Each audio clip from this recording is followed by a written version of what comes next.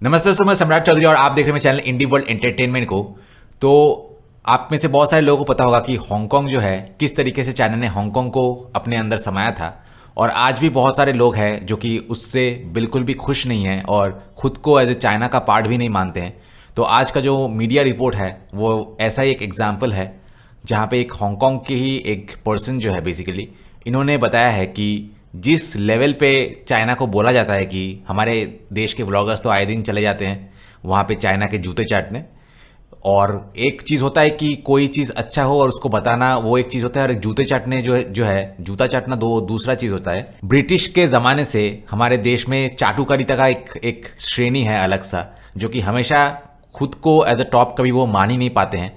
या तो कभी अमेरिका या फिर यूके या फिर चाइना, कोई ना कोई गॉडफादर उनको चाहिए होता है जूते चाटने के लिए। लेकिन बहुत सारे इंडिपेंडेंट एनालिस्ट जो है, जो कि प्रॉपर जियोपॉलिटिक्स को समझते हैं, वो इंडिया के पावर को, इंडिया के स्ट्रेटेजिक पावर को समझते हैं, और चाइना का भी जो है फेक फ्लैम्बॉयंट जो है, जो कि ऊपर में ज़्यादा दिखावट ज़्यादा है, जो कि ऑपरेशन सिंदूर में भी प्रूव हो चुका है, तो वो ज़्यादा है, वो पता है उनको, उसके बारे में बहुत अच्छे से जानते हैं और उसको एनालाइज किया है। तो यहाँ पे बेसिकली बताया गया है उस हांगकांग के एनालिस्ट द्वारा कि चाइना की वीकनेस क्या है वो इंडिया को बहुत अच्छे तरीके से पता है, और वक्त आने पे इंडिया बहुत अच्छे से उसको एक्सप्लॉइट करेगा। ये 1962 में एक तरफा वॉर होने वाला नहीं है अभी, क्योंकि इंडिया अब अवेयर है चाइना के रियल कैरेक्टर के बारे में। तो चलिए आज का रिपोर्टिंग देखते हैं।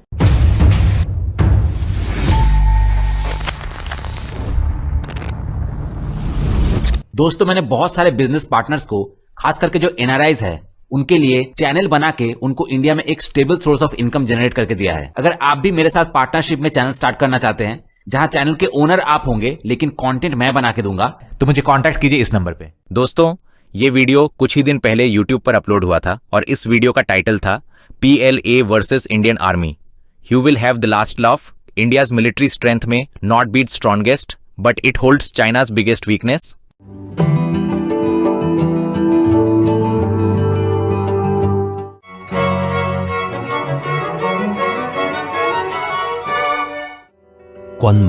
मिलिट्री और मिलिट्री अफेयर्स ब्यूरो के 5वें एपिसोड में आपका स्वागत है। चीन के लिए सबसे मुश्किल स्ट्रैटेजिक कॉन्फ्लिक्ट इंडियन ओशन में चल रहा है। लिबरेशन आर्मी और इंडियन आर्मी के बीच की टक्कर अब एक निर्णायक मोड़ पर पहुंच चुकी है। Hello everyone. पिछले कुछ वर्षों में भारत की मिलिट्री पावर पर चर्चा करने के कई मौके सामने आए हैं, क्योंकि दुनिया के अलग अलग हिस्सों में भारत ने अपने स्ट्रेटेजिक एलाइज की तलाश तेज कर दी है।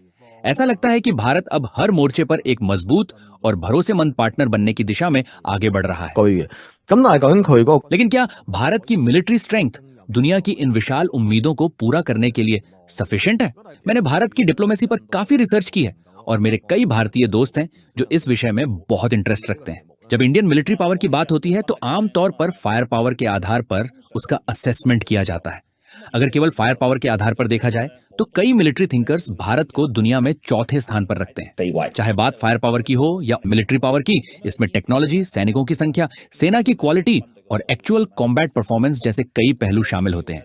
तो अगर अमेरिका को पहला, रूस को दूसरा और चीन को तीसरा स्थान दिया जाए तो भारत को भी अक्सर चौथे स्थान पर रखा जाता है।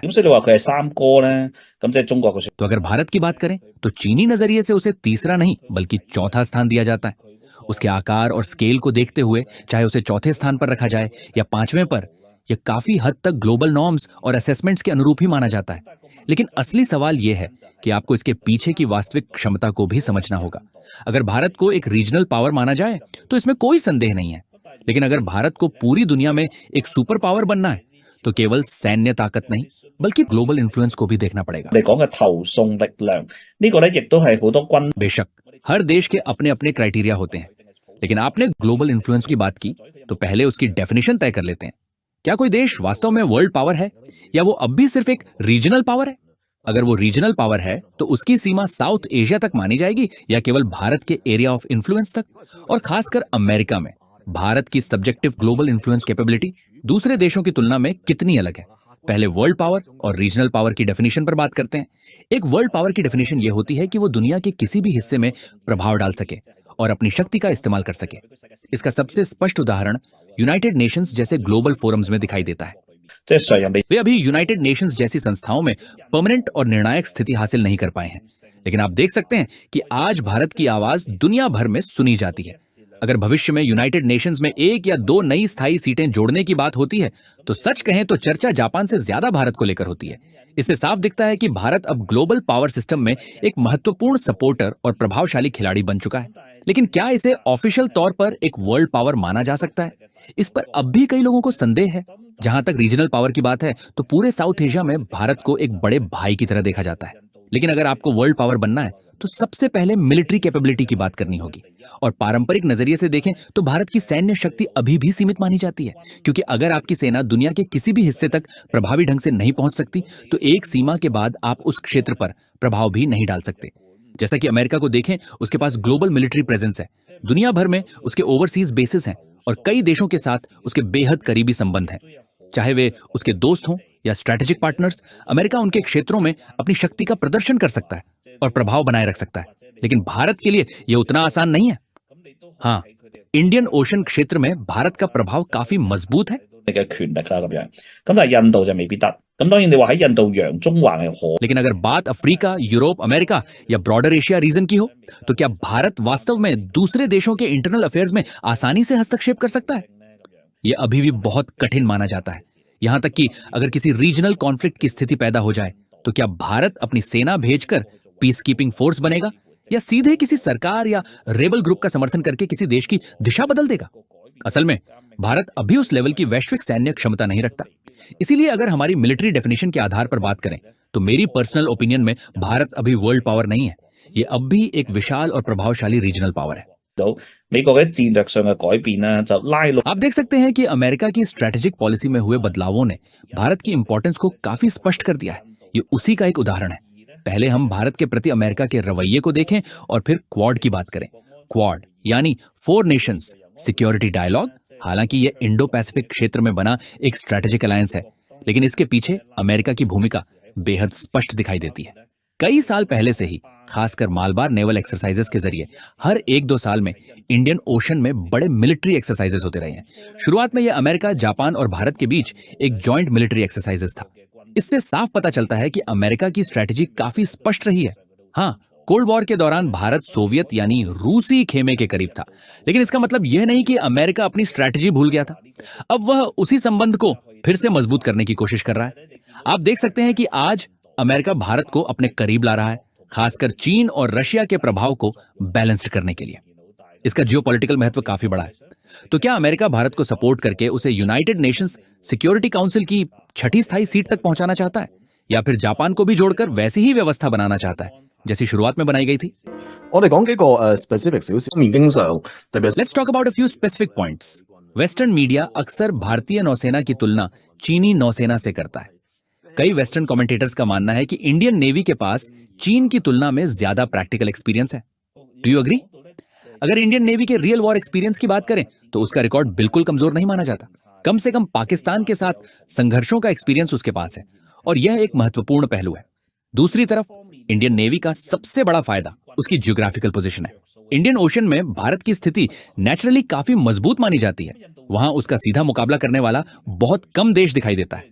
असल में सबसे बड़ा प्रतिद्वंद्वी केवल अमेरिका को माना जा सकता है। भारतीय नौसेना जरूरत पड़ने पर चाइनीज नेवी की समुद्री गतिविधियों को रोकने या इंटरसेप्ट करने की क्षमता रखती है, लेकिन चीनी नौसेना के लिए भारत के खिलाफ ऐसा करना उतना आसान नहीं है। कारण सीधा है, चीन का अधिकांश फॉरेन ट्रेड या तो पैसिफिक ओशन के रास्ते जाता है या फिर इंडियन ओशन के जरिए। अगर वह पैसिफिक ओशन से जाता है तो वहां अमेरिकी प्रभाव मौजूद है, और अगर इंडियन ओशन से जाता है तो भारत एक बड़ा रणनीतिक अवरोध बन सकता है।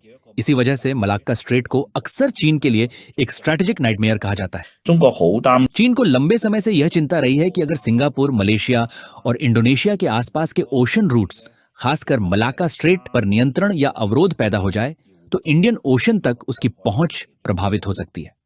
मलाक्का स्ट्रेट इसी स्ट्रैटेजिक कंसर्न का सबसे बड़ा उदाहरण माना जाता है। अगर इंडियन ओशन के रास्ते इंटरप्टेड हो जाए, तो चीन के लिए तेल और अदर इंपॉर्टेंट नेचुरल रिसोर्सेज की आपूर्ति गंभीर रूप से प्रभावित हो सकती है।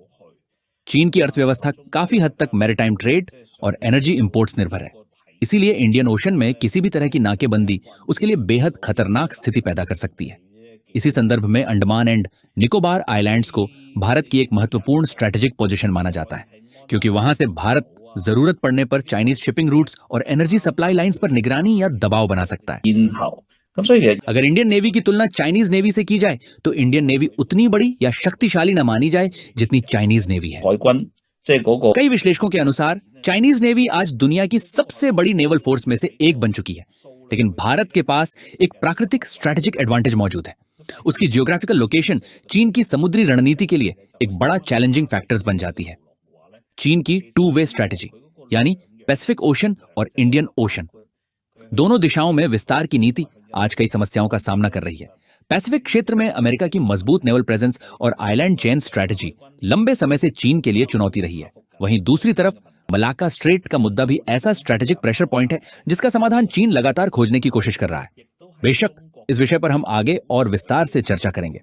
मुझे खास तौर पर इस बात में दिलचस्पी है कि चीन मलाक्का स्ट्रेट की चुनौती को पार करने के लिए कौन सी रणनीति अपना रहा है, विशेषकर उस स्थिति में जब भारत अपनी नेवल फोर्सेस के जरिए चीन की समुद्री गतिविधियों को सीमित करने की कोशिश करता है। हालांकि चीन के पास भी अपने जवाब और रणनीतिक विकल्प मौजूद हैं। मुझे याद है कि लगभग 10 साल पहले भारत ने सोमालिया के पास एंटी पायरेसी नेवल ऑपरेशंस में हिस्सा लिया था। उस दौरान भारतीय नौसेना की कार्रवाई काफी सटीक और प्रभावशाली मानी गई थी। 咁話都幾精準。咁你話可唔可以係 चाइना के लिए विदेशों में बड़ी संख्या में ओवरसीज मिलिट्री बेसिस बनाना अपने आप में काफी मुश्किल काम है। इसके पीछे केवल अमेरिका की प्रिवेंशन ही नहीं बल्कि अन्य बड़े देशों की जियोपॉलिटिकल लिमिटेशंस भी शामिल होती हैं। उदाहरण के तौर पर स्ट्रिंग ऑफ पर्ल्स स्ट्रैटेजी के तहत चाइना ने भारत के आसपास कई स्ट्रैटेजिक पोर्ट्स और मिलिट्री फैसिलिटीज डेवलप करने की कोशिश की ताकि भारत के प्रभाव को बैलेंस किया जा सके और मलाक्का स्ट्रेट पर संभावित भारतीय दबाव को कम किया जा सके। लेकिन वास्तव में इस स्ट्रैटेजी को लागू करने के दौरान चीन को कई चुनौतियों और भारत की ओर से इनडायरेक्ट ऑपोजिशन का सामना करना पड़ा। कई बार केवल इंफ्रास्ट्रक्चर बनाना ही पर्याप्त नहीं होता, उसे पॉलिटिकल सपोर्ट, लोकल स्टेबिलिटी और लॉन्ग टर्म स्ट्रेटेजिक सिक्योरिटी की भी जरूरत होती है। इसीलिए अगर चीन अपनी हार्ड पावर के जरिए भारत और अमेरिका का सामना करना चाहता है तो उसके पास विल पावर और स्ट्रेटेजिक प्लानिंग जरूरत है, लेकिन फाइनल रिजल्ट क्या होगा ये अभी भी पूरी तरह स्पष्ट नहीं है। ऐसे कई क्षेत्र हैं जहां आने वाले समय में स्थिति को ध्यान से देखना और परखना पड़ेगा। 好多地方都要觀望嘅。 नौसेना के अलावा हमें ग्राउंड फोर्सेस यानी आर्मी की भी बात करनी होगी, क्योंकि 1962 के सिनो इंडियन बॉर्डर वॉर को आज भी कई इंडियन नेशनलिस्ट एक परमानेंट पेन और राष्ट्रीय अपमान के रूप में देखते हैं। उस समय की हार को लेकर भावनाएं आज भी काफी गहरी हैं। इसी वजह से सिनो इंडियन बॉर्डर डिस्प्यूट आज तक पूरी तरह शांत नहीं हो पाया है। अगर भविष्य में चीन और भारत के बीच सीमा पर फिर से बड़े स्तर का संघर्ष या युद्ध होता है तो क्या वह 1962 की तरह पूरी तरह एक तरफा होगा? यह एक बहुत बड़ा सवाल है। असल में यह मुद्दा कोई पुरानी बात नहीं है। कुछ साल पहले भी सिनो इंडियन बॉर्डर पर खासकर नदी और घाटी वाले क्षेत्रों में कई तनावपूर्ण झड़पें हुई थीं। हम वास्तव में उन्हीं संघर्षों की बात करना चाहते हैं, क्योंकि चीन और भारत की सीमा बेहद लंबी है और वहां कई इलाकों को लेकर गंभीर विवाद मौजूद हैं। 但係咧，我哋想講啦，中印邊境咧其實好長嘅。咁啊，其實佢哋比較爭拗咧，我哋有3條。 बॉर्डर एरिया को मुख्य रूप से 3 हिस्सों में बांटा जाता है, वेस्टर्न सेक्टर, मिडिल सेक्टर और ईस्टर्न सेक्टर। पिछली बार जिस नदी घाटी वाले क्षेत्र में तनाव हुआ था वो वेस्टर्न सेक्टर में लोकेटेड था। वहां कई डिस्प्यूटेड एरियाज मौजूद हैं। असल में चीन और भारत दोनों ही इन इलाकों में लगातार छोटे छोटे डिफेंसिव स्ट्रक्चर्स बनाते रहते हैं। कभी कोई एक पहाड़ी पर कब्जा करता है तो दूसरी तरफ दूसरा देश पास की ऊंचाई पर अपनी मौजूदगी बढ़ाता है। कहीं टेंट्स लगाए जाते हैं, कहीं छोटे बैरक, ऑब्जर्वेशन पोस्ट्स और अस्थायी बंकर बनाए जाते हैं। कभी कभी यह स्थिति ऐसी लगती है जैसे बचपन में लोग खेल के दौरान अपनी अपनी जगह पर कब्जा जमा रहे हों। चीन और भारत दोनों ने सीमा पर इस तरह की गतिविधियां की हैं, लेकिन वास्तव में सबसे बड़ी समस्या यह है कि ये इलाके बेहद कठिन और जोखिम भरे टेरेन में आते हैं। ऐसे स्थानों पर लंबे समय तक बड़ी सैन्य तैनाती बनाए रखना आसान नहीं होता। सबसे सीधी वजह यह है कि वहां की जलवायु, ऊंचाई और लॉजिस्टिक्स बेहद चुनौतीपूर्ण है। आपने देखा होगा कि पिछली बार नदी घाटी वाले क्षेत्र में जो संघर्ष हुआ था वो भी बहुत लंबे समय तक नहीं चल सका। अगर दिनों में गिने तो वह सीमित समय का ही टकराव था। 用日數嚟計，咁其實大部分時間 असल में वहां ज्यादातर समय बर्फबारी और तेज हवाएं चलती रहती हैं। यह समझना आसान है क्योंकि चीन और भारत की अधिकांश सीमाएं हिमालय के हाई माउंटेनस एरियाज में लोकेटेड हैं। ये पूरी तरह रग्ड माउंटेन टेरेन है। इसी वजह से वहां सैन्य तैनाती बनाए रखना बेहद कठिन होता है। ट्रांसपोर्टेशन और सप्लाई दोनों ही बहुत मुश्किल काम है। सैनिकों तक भोजन, ईंधन और हथियार पहुंचाना आसान नहीं होता। साथ ही ऐसे इलाके भी बहुत कम हैं जहां दोनों सेनाएं बड़े पैमाने पर सीधे युद्ध कर सकें। इसीलिए प्रैक्टिकली देखा जाए तो दोनों देशों के लिए शांति बनाए रखना ही सबसे बेहतर विकल्प माना जाता है। बेशक चीन और भारत ने कई वर्षों तक सीमा पर शांति बनाए रखी है, लेकिन अनफॉर्चुनेटली दोनों पक्षों में नेशनलिज्म काफी मजबूत है। चीन में अपना नेतृत्व है और भारत में मोदी सरकार का प्रभाव काफी बड़ा है। लेकिन भारत एक चीज में वास्तव में काफी कुशल माना जाता है। दुनिया भर से मिलिट्री इक्विपमेंट खरीदने के मामले में भारत की स्थिति काफी मजबूत है और सबसे बड़ी बात यह है कि इस वजह से उस पर आसानी से सैंक्शंस नहीं लगाए जाते। अगर रशिया से हथियार खरीदने हो तो रशिया उपलब्ध है, अगर इजराइल से एडवांस्ड सिस्टम्स लेने हो तो इजराइल उपलब्ध है, और अगर अमेरिका से मिलिट्री टेक्नोलॉजी चाहिए तो अमेरिका भी तैयार रहता है। भारत के पास बड़ी मात्रा में अमेरिकन इक्विपमेंट भी मौजूद है। इसीलिए मिलिट्री इंफ्रास्ट्रक्चर और एयर ऑपरेशंस को लेकर भारत के पास कई विकल्प होते हैं। इसीलिए यह पूरा विषय केवल सैन्य शक्ति का नहीं बल्कि जियोपॉलिटिक्स, लॉजिस्टिक्स और स्ट्रेटेजिक बैलेंस का भी मामला बन जाता है। 宣戰兵法鬥嘅，咁都係以 असल में दोनों देशों के बीच आइडियोलॉजिकल डिफरेंसेस काफी गहरे हैं, लेकिन पिछले 2 वर्षों में आर्थिक चुनौतियों के कारण सीमा पर आइडियोलॉजिकल कॉन्फ्लिक्ट कुछ कम दिखाई दिए है। ये एक पॉजिटिव साइन माना जा सकता है। दोनों पक्ष अब मिलिट्री कोऑपरेशन और मिलिट्री एक्सचेंजेस पर ज्यादा ध्यान देने की कोशिश कर रहे हैं। पिछले समय में दोनों देशों के बीच कई ग्रुप लेवल मीटिंग्स भी हुई, जिनका मुख्य उद्देश्य यह था कि सीमा पर सैनिकों के बीच शारीरिक टकराव को कैसे कम किया जाए। पहले एक इनफॉर्मल रूल्स काफी महत्वपूर्ण माना जाता था। अगर कोई संघर्ष हो भी तो वह कोल्ड कॉन्फ्लिक्ट रहे, हॉट कॉन्फ्लिक्ट न बने, यानी स्थिति इतनी न बढ़े कि फायर आर्म्स या बड़े हथियारों का इस्तेमाल होने लगे। हालांकि कई बार सीमा पर अजीब परिस्थितियां भी देखने को मिली। कहीं मैस्केप वेपन, डंडे या नुकीली चीजें इस्तेमाल हुई तो कहीं सैनिकों के बीच हाथापाई तक की घटनाएं सामने आईं। लेकिन व्यापक नजरिए से देखें तो दोनों देशों ने अब तक काफी हद तक रिस्ट्रेंट यानी संयम बनाए रखा है। आखिरकार चीन और भारत दोनों ही बड़े न्यूक्लियर पावर्स हैं। दोनों पक्ष जानते हैं कि अगर स्थिति पूरी तरह नियंत्रण से बाहर चली जाए तो उसका परिणाम बेहद गंभीर हो सकता है। इसी वजह से दोनों देशों के बीच एक प्रकार की स्ट्रेटेजिक लिमिटेशन और म्यूचुअल रिस्ट्रेंट देखने को मिलती है। 為咧，我覺得啦，其實雙方 मेरे हिसाब से कूटनीति और सैन्य मामलों में दोनों देशों के नेता अब भी काफी हद तक रैशनल यानी प्रैक्टिकल थिंकिंग रखते हैं। अंत में अब बात करते हैं उस विषय की जिसे चीन में कुछ लोग नेट आर्मी या ऑनलाइन इंफॉर्मेशन फोर्स कहते हैं। असल में भारत की आईटी कैपेबिलिटी भी बेहद मजबूत मानी जाती है। अगर भविष्य में इंफॉर्मेशन वॉर या साइबर इन्फ्लुएंस की स्थिति बनती है तो क्या भारत उस क्षेत्र में वर्ल्ड क्लास स्तर रखता है? भारत की नेट आर्मी शायद चीन जितनी प्रसिद्ध नहीं है, लेकिन पूरी दुनिया जानती है कि भारतीयों का आईटी लेवल काफी ऊंचा माना जाता है। उदाहरण के तौर पर दुनिया की कई बड़ी कंपनियों में भारतीय मूल के सीईओज मौजूद हैं। ग्लोबल टेक इंडस्ट्री में भी बड़ी संख्या में भारतीय आईटी प्रोफेशनल्स और इंजीनियर्स काम कर रहे हैं। चाहे सिलिकॉन वैली हो या दूसरी बड़ी टेक्नोलॉजी कंपनीज, इंडियन टैलेंट की मौजूदगी हर जगह दिखाई देती है। इसलिए आईटी पावर और टेक्निकल कैपेबिलिटी के मामले में भारत की क्षमता पर शायद ही कोई संदेह करता हो। 佢哋而家五輕直谷啦，已經即係好多地方咁樣。咁所以你話 IT 實力係無可置疑。 ये बात काफी सिंपल है। जैसे पहले जब चीन और भारत के बीच सीमा तनाव बड़ा था तब आपने देखा कि पुतिन सामने आए। उन्होंने दोनों पक्षों को मस्को बुलाया, मुलाकात करवाई, दोनों नेताओं के साथ तस्वीरें खिंचवाई और माहौल को शांत करने की कोशिश की। ऐसी परिस्थितियों में दोनों देशों को अपने अपने तरीके से फायदा भी मिलता है। उदाहरण के तौर पर भारत को मिलिट्री सप्लाईज मिल सकती है और चीन को व्यापारिक या रणनीतिक ऑर्डर्स और सहयोग मिल सकता है। संक्षेप में कहें तो दोनों देश कई बार प्रतिस्पर्धा के बावजूद एक दूसरे के साथ प्रैक्टिकल बैलेंस बनाए रखते हैं। असल में चीन और भारत दोनों के पीछे बड़े जियोपॉलिटिकल पार्टनर्स मौजूद हैं, जिनमें रूस की भूमिका काफी महत्वपूर्ण मानी जाती है। बेशक इस बात पर बहस हो सकती है कि क्या रशिया वास्तव में चीन का बड़ा भाई है या नहीं, लेकिन भारत के साथ रशिया के ऐतिहासिक संबंध काफी पुराने और गहरे रहे हैं। इसी वजह से वर्तमान सीमा तनाव और संघर्षों को लेकर कई विश्लेषक अभी भी स्थिति को अपेक्षाकृत नियंत्रित और आशावादी नजरिए से देखते हैं। 時咧都仲比較樂。